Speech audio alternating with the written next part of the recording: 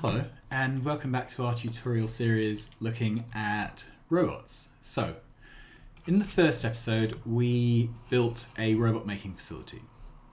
In the second episode we learnt about the orange logistics area and the green construction area. This time we're going to do a few housekeeping chores. So, if we look at this, do you see this is filling up with robots? And this is filling up with robots. So they're being made, they're being dumped in here. Typically there'd be some sort of building requests that happen over the other side of your factory, and some of these robots would fly off. I'm going to simulate that by picking them up. When they fly off, this arm starts putting them in. The danger of this is that you end up turning all of your resources in the entire world into robots, which is a bit of a waste of resources. So what can we do about this? Okay, so if we unlock circuit networks, which is here. So that's a nice early research. It's 100 packs of red and green. Do it between other things.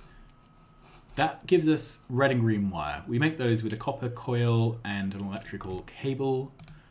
Right. Red and green wire are equivalent, but signals carried by red and green are kept separate from one another. So what we're going to do is use a wire to wire that inserter to the roboport. Okay.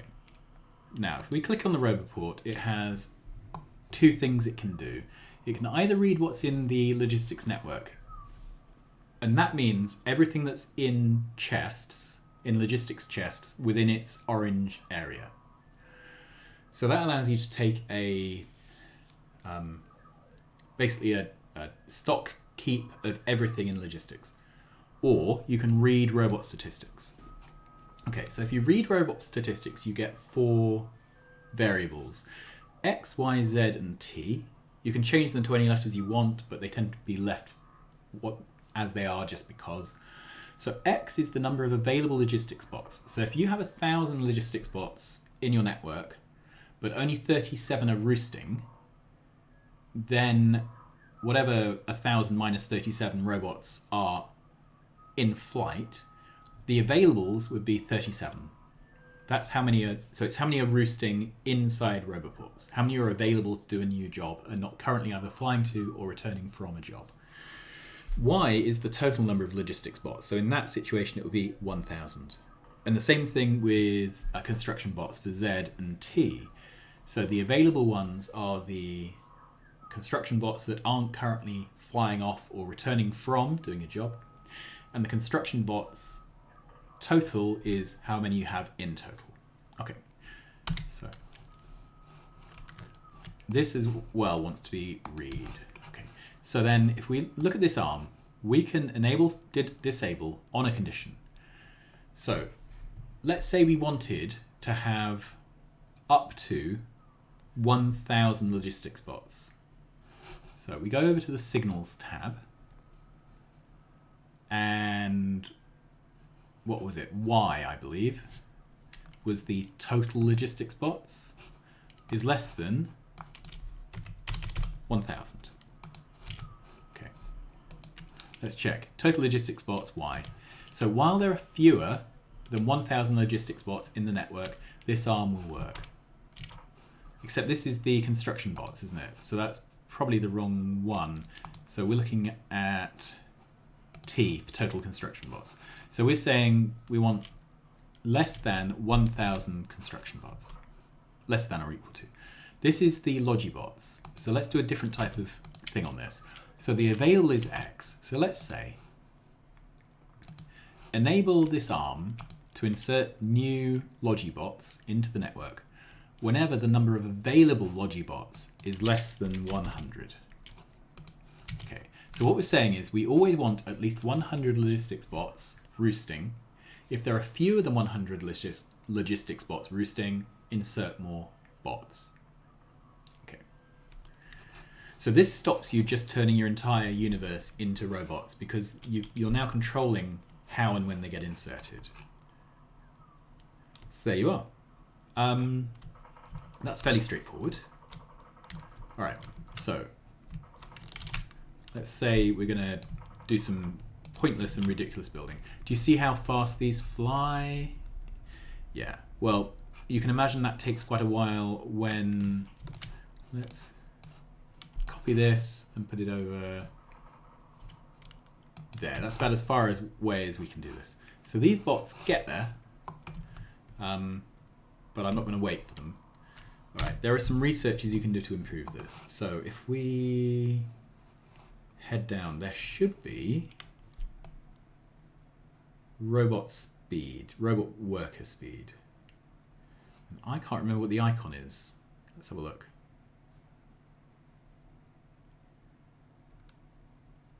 I may have to actually use the search. That's combat robotics. That's not it. Follow a robot count. No. Worker robot speed 1. Okay. So let's get that. And suddenly, immediately, they're quicker. If we go to the bonuses. All right. Let's try again. Where was it?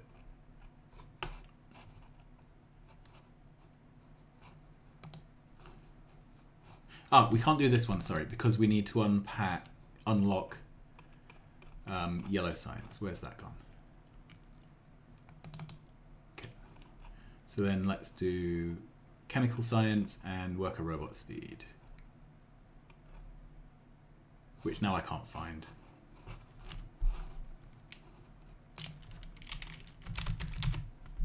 There we are. Sorry. Okay, so now these are running faster.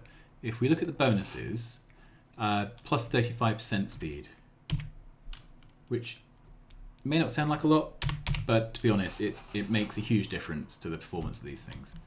Okay, so this is a steel chest with some things in.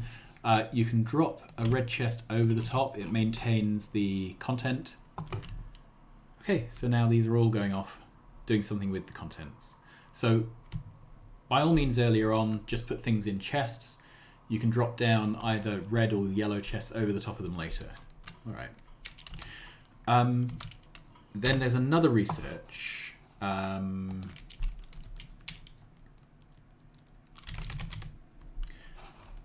So there's several tiers of worker robot speed. Worker robot cargo size. Okay. So the point of this is initially the robots can only carry a single item. This is particularly important for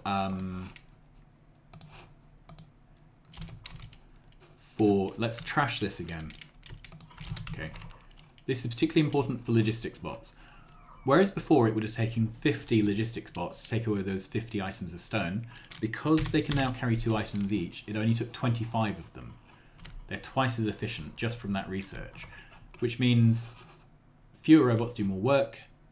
Robots that are flying need to recharge eventually. So if they're carrying twice as many items, that's half the amount of recharging. Less power you have to put down, less roboports you need to put down. It's just a good thing. Okay, what else? Let's go to trash slots 2.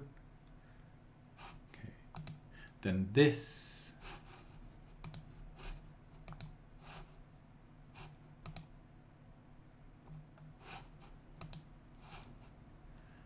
Okay.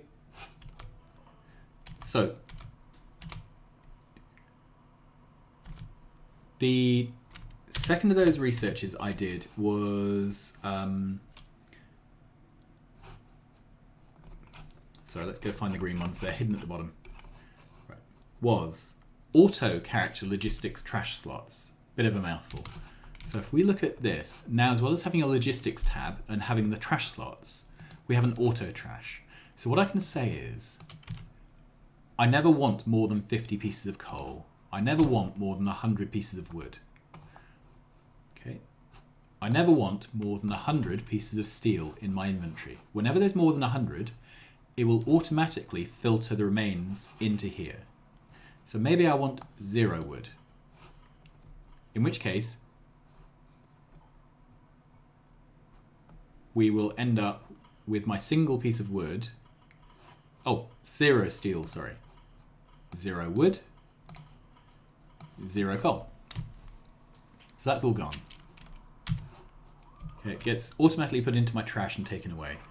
Now, you can run into issues with this. There's no sanity check on these values. So let's say I want 50 assemblers, but I'm also going to auto trash assembly machines down to 10. So there's 40 in my trash, but bots are trying to drop them off to me to give me 50 because I'm requesting 50. But whenever it puts more than 10 in my trash, it's trashing them. So the bots get stuck in this endless loop of dropping off and trashing. Okay. It's symptomed by having logistics bots that won't leave you alone and numbers here that bounce. It means you've requested more items than you are trashing. Okay, so I've got rid of that auto trash to stop them going nuts. There are times, however, where, so let's say I request 50, I might also trash 50 because let's say I'm building.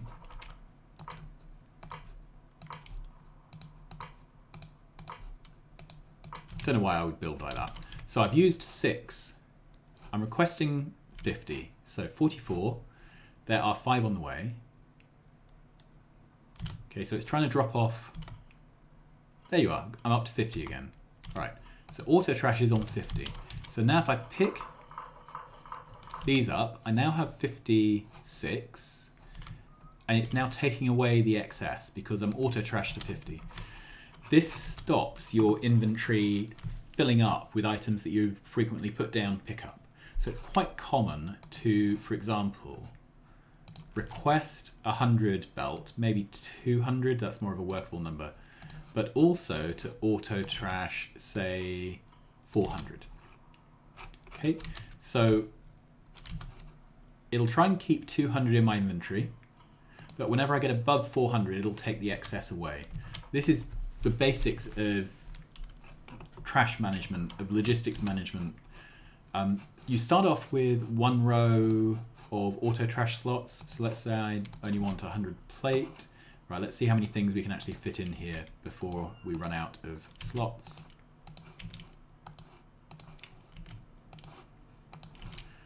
Okay, I don't want construction bots in my inventory.